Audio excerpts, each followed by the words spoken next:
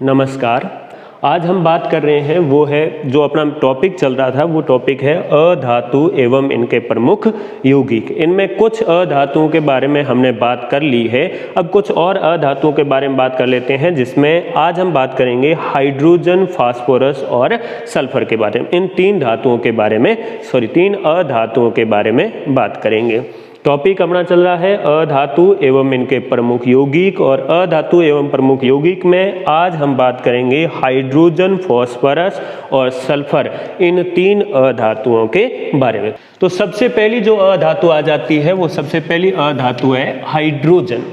Hydrogen gas के रूप में होती है, और हाइड्रोजन अगर तत्व के बारे में बात करें तो हाइड्रोजन तत्व है, उसका प्रतीक होता है H, यानी कि इसको किससे लिखा जाता है? H से लिखा जाता है। और हाइड्रोजन गैस का अणु सूत्र कहेंगे तो हाइड्रोजन गैस का अणु सूत्र कितना कौन सा होता है? तो H2 होता है। जब दो हाइड्रोजन के परमाणु मिल जाते हैं तो मिलकर वो हाइड्रोजन के एक अणु यानी कि H2 का निर्माण कर देते हैं। हाइड्रोजन है, इसका परमाणु भार वो होता है एक, यानी कि हाइड्रोजन है, इसका परमाणु भार A इजिकल टू कितना हो जाएगा? द्रव्यमान संख्या है वो कितनी होती है? एक, और इसका परमाणु क्रमांक Z बराबर भी कितना होता है? एक। तो हाइड्रोजन है, इसको कैसे लिखा जाता है?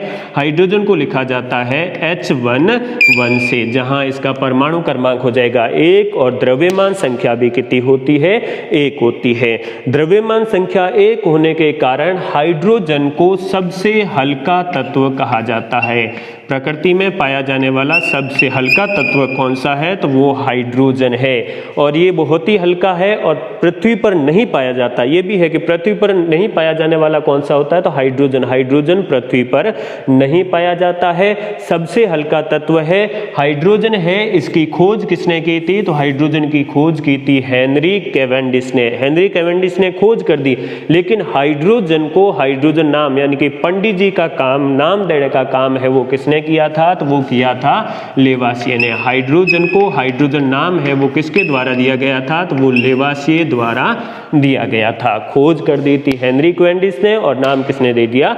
लेवासिए ने। ब्रह्मांड में सर्वाधिक मात्रा में पाया जाने वाला तत्व भी कौन सा है? हाइड्रोजन। और सूर्य में सबसे ज्यादा कौन सा तत्व पाया जाता है? हाइड्रोजन। सूर्य में ऊर्जा का स्रोत कौन सा है? ये भी क्वेश्चन पूछा जाता है कि सूर्य में ऊर्जा का स्रोत कौन सा है? बड़ीते का काम कौन करता है? तो सूर्य में ऊर्जा का स्रोत भी हाइड्रोजन ही है। वहां पर सूर्य में नाभिकीय संलयन अभिक्रिया चलती है, जिसमें दो हाइड्रोजन के नाभिक मिलकर एक हीलियम के नाभिक का निर्माण करते हैं और बहुत ज्यादा ऊर्जा मुक्त होती है। तो सूर्य में ईंधन का काम है वो किसके द्वारा किया जाता है? हाइड्रोजन के द्वारा। ब्रह्मांड में सर्वाधिक मात्रा में पाया जाने वाला तत्व कौन सा है? हाइड्रोजन। पृथ्वी पर कौन सा तत्व नहीं पाया जाता है? तो वो हाइड्रोजन। सबसे हल्का तत्व कौन सा होता है?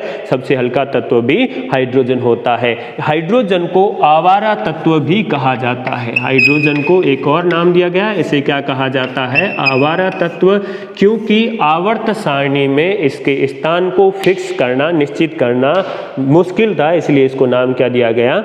आवारा तत्व कहा गया। हाइड्रोजन बहुत ही अधिक ज्वलनशील होता है।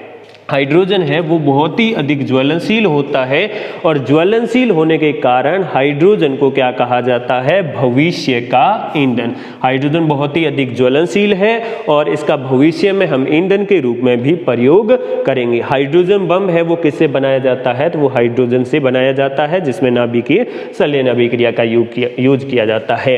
120 डिग्री सेल्सियस पर तापमान पर अगर हम निकल चूर्ण की उपस्थिति में हाइड्रोजन गैस है इसको तेलों में प्रवाहित करते हैं तो तेल जमकर वनस्पति घी में परिवर्तित हो जाते हैं, एक अभिक्रिया हो जाती है, और इस अभिक्रिया को नाम क्या दिया जाता है? तो इस अभिक्रिया को हाइड्रोजनीकरण कहा जाता है। हाइड्रोजनीकरण अभिक्रिया में वनस्पति तेलों से वनस्पति घी का निर्माण किया जाता है। तेल से घी बनाने का जो प्रोसेस है उसे हाइड्रोजनीकरण कहा जाता है, जो निकल चूर्ण की उपस्थिति में किया जाता जाता है और इसमें असंतृप्त वसा है वो किसमें परिवर्तित हो जाती है, संतृप्त वसा में परिवर्तित हो जाती है। फिर है हाइड्रोजन का प्रयोग है वो हाइड्रोजन बम बनाने के लिए भी किया जाता है। हाइड्रोजन बम क्या होता है नेक्स्ट हम बात करेंगे, जब हम नाभिकीय संलयन और नाभिकीय विखंडन अभिक्रियाओं के बारे में बात करेंगे तब हम हाइड्रोजन बम के बारे में भी बात करेंगे। तो हाइड्रोजन बम है वो बनाने के लिए हाइड्रोजन का प्रयोग किया जाता है। H2O2 हाइड्रोजन पर ऑक्साइड है वो भी एक हाइड्रोजन का यौगिक है और इसका प्रयोग कहाँ किया जाता है, पुराने तेल चित्रों को पुनः चमकदार बनाने के लिए और जरमनाशी के रूप में किया जाता है। हाइड्रोजन पर ऑक्साइड जिसका फॉर्मूला होता है H2O2, इसका प्रयोग किया जाता है पुराने तेल चित्रों को फिर से उबारने के लिए, चमकदार बनाने के लिए और कहाँ किया जाता है, जरमनाशी के रूप में किया जाता है। तो ये कुछ प्रयोग हो गए हाइड्रोजन के। इसके अलावा हमने प्रीवियस क्लास में पढ़ चुके हैं कि हाइड्रोजन है इसकी 3 समस्थानिक भी पाए जाते हैं और वो हाइड्रोजन के 3 समस्थानिक कौन से होते हैं, पहला हाइड्रोजन होता है, दूसरा ड्यूटेरियम होता है और तीसरा ट्राइटियम या ट्रीटियम होता है। ड्यूटेरियम जब ऑक्सीजन के साथ संयोग करता है तो ये बनाता है D2O, ड्यूटेरियम ऑक्साइड, जिसको क्या कहा जाता है, भारी जल भी कहा जाता है और इसका प्रयोग परमाणु भट्टी में मंदक व शीतलक के रूप में किया जाता है। तो अगली अधातु आ जाती है फास्फोरस। अधातुओं में सबसे अधिक क्रियाशील फास्फोरस है वो अधातुओं में सबसे अधिक क्रियाशील होती है। ये वायु के साथ क्रिया करके आग पकड़ लेती है, लेकिन अधातु फास्फोरस जल के साथ अभिक्रिया नहीं करती है, इसलिए इसको किसमें सुरक्षित रखा जाता है, जल में। ये भी क्वेश्चन पूछा जाता है कि फास्फोरस को किसमें संग्रहित करके रखा जाता है, तो जल में। 2 धातुएं थी हमने पढ़ा था, सोडियम और पोटेशियम। सोडियम Na और पोटेशियम K। Na और K है ये भी बहुत ही अधिक क्रियाशील होती है जो वायु व नमी दोनों से अभिक्रिया करके आग पकड़ लेती है, इसलिए इनको केरोसिन में सुरक्षित रखा जाता है। लेकिन फास्फोरस अधातुओं में सर्वाधिक क्रियाशील और अत्यधिक ज्वलनशील होता है, जो वायु से क्रिया करके क्या पकड़ लेता है, आग पकड़ लेता है। इसीलिए फास्फोरस को हम किस में सुरक्षित रखते हैं, जल में सुरक्षित रखा जाता है। फास्फोरस को किस में सुरक्षित रखा जाता है, जल में। फास्फोरस कहाँ पाया जाता है, मानव शरीर में फास्फोरस कहाँ पाया जाता है, तो मानव शरीर में फास्फोरस है वो दांतों में पाया जाता है। दांतों के अलावा किस में पाया जाता है, तो दांतों के अलावा हड्डियों में पाया जाता है। दांतों में पाया जाता है, हड्डियों में पाया जाता है। इसके अलावा ये कहाँ पाया जाता है, रक्त में पाया जाता है। दांत, हड्डियों और रक्त में फास्फोरस पाया जाता है। जब आदमी मर जाता है और मरने के बाद जब उसको जलाया जाता है तो जो हड्डियों की राख बनती है, हड्डियों की जो राख बनती है उस राख में 80% तक क्या होता है, तो 80% तक वहाँ पर फास्फोरस पाया जाता है।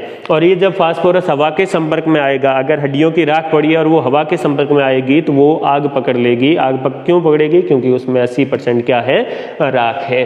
फास्फोरस के टोटल 3 अपर रूप पाए जाते हैं और वो 3 अपर रूप कौन कौन से हैं, तो पहला आ जाता है श्वेत फास्फोरस, दूसरा आ जाता है लाल फास्फोरस और तीसरा आ जाता है पीला फास्फोरस। ये फास्फोरस के 3 अपर रूप हैं।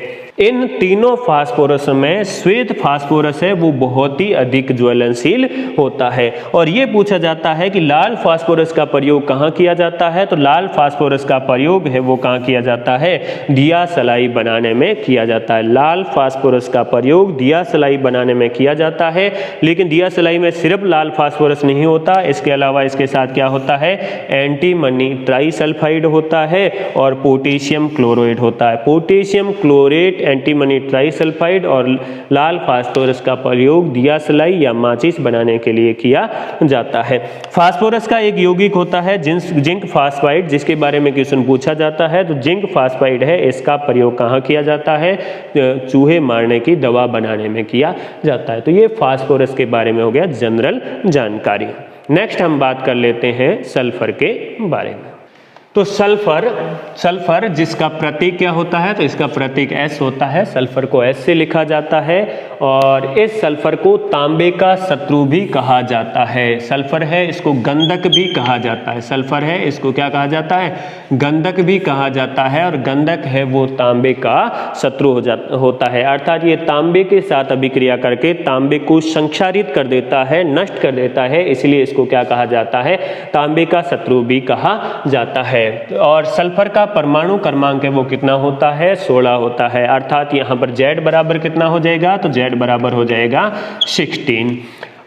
सल्फर के बारे में सबसे ज्यादा क्वेश्चन पूछा जाता है कि कौन से तत्व की परमाणुकता सर्वाधिक होती है, तो सल्फर की परमाणुकता सर्वाधिक होती है, यानी कि सल्फर के एक अणु में S8 के रूप में 8 परमाणु तक पाए जाते हैं। S6 और S8 ये सर्वाधिक पाए जाने वाले अणु हैं सल्फर के। तो सल्फर की परमाणुकता सर्वाधिक होती है और कितनी होती है, 8 तक होती है, एक अणु में 8 परमाणु तक भी पाए जा सकते हैं। प्याज लहसुन है, इसमें गंध का कारण भी क्या होता है, सल्फर होता है। प्याज और लहसुन में गंध का कारण क्या होता है, सल्फर। और प्याज काटते समय आंखों में आंसू क्यों आ जाते हैं, क्योंकि प्याज काटते समय उसका जो रस होता है उसमें सल्फ्यूरिक एसिड पाया जाता है, H2SO4। सल्फ्यूरिक एसिड सल्फर का ही एक यौगिक है, सल्फ्यूरिक एसिड, और ये प्याज में पाया जाता है और इसी के कारण आंखों में क्या आ जाते हैं, आंसू। ये भी पूछा जाता है कि आंसू है वो कौन सी ग्रंथियों से निकलते हैं, तो आंसू है वो लैक्रिमल ग्रंथियों से निकलते हैं। आंसुओं का उत्सर्जन है वो कौन सी, स्त्रावण है वो कौन सी ग्रंथियों से होता है, लैक्रिमल ग्रंथियों से होता है। और आंसुओं में एंजाइम कौन सा पाया जाता है, तो आंसुओं में लाइसोजाइम एंजाइम पाया जाता है। लाइसोजाइम जीवाणुनाशी होता है। आंसुओं में एंजाइम कौन सा होता है, तो वो होता है लाइसोजाइम। आंसुओं की प्रकृति कैसी होती है, तो आंसुओं की प्रकृति होती है क्षारीय। इसका pH मान कितना होता है, 7.4।